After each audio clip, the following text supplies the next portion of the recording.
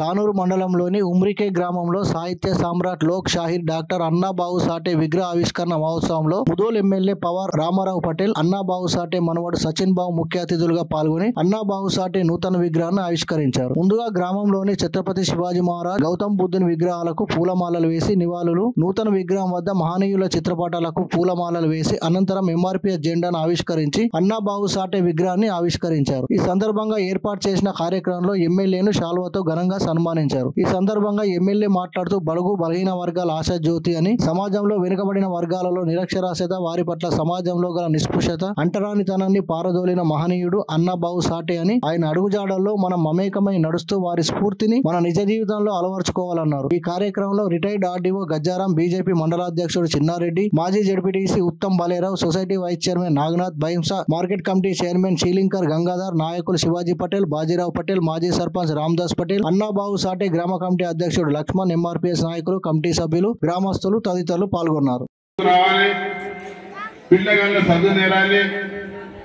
అని పోరాడిన వ్యక్తి అన్నాబావు సాటే. చాలా పేద కుటుంబాల పుట్టి కూడా సమాజం కోసం సేవ చేసిన మన భారతదేశంలో ఉన్న ప్రతి ఒక్క మానవుడు ఆయన మరవలేమని మీకు అందరికీ తెలియజేస్తున్నాడు. ఈ రోజు ఆయన మన్మడే ఇక్కడ స్టాచ్యూకు ఇనాగ్రేషన్ వచ్చిండు.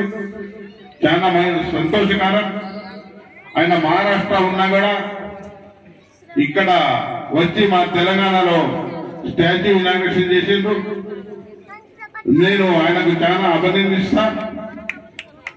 आणि तसेच महाराष्ट्र म्हणजे आजच्या या मुदोळ तालुक्यामध्ये सुद्धा महाराष्ट्राचं वातावरण आहे.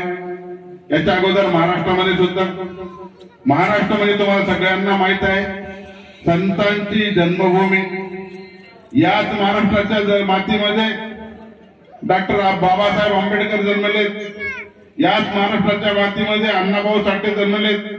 याच महाराष्ट्राच्या मातीमध्ये आज छत्रपती शिवाजी महाराज, तुकडोजी महाराज राजा, सगळे संत जे आहेत ते आज महाराष्ट्रातले आहेत.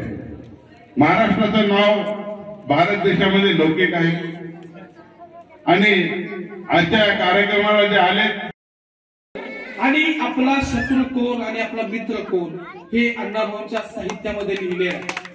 आणि म्हणून आपल्या सगळ्यांना अण्णाभाऊंना फोटोत बघण्यापेक्षा आपण अण्णाभाऊंना पुस्तकात बघितलं पाहिजे.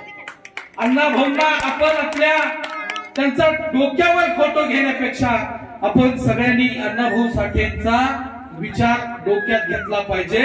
त्याच दिवशी अण्णाभाऊ साठेंची चळवळ जगाच्या पटलावर उभी राहील हा विश्वास मला या निमित्तानं वाटतो.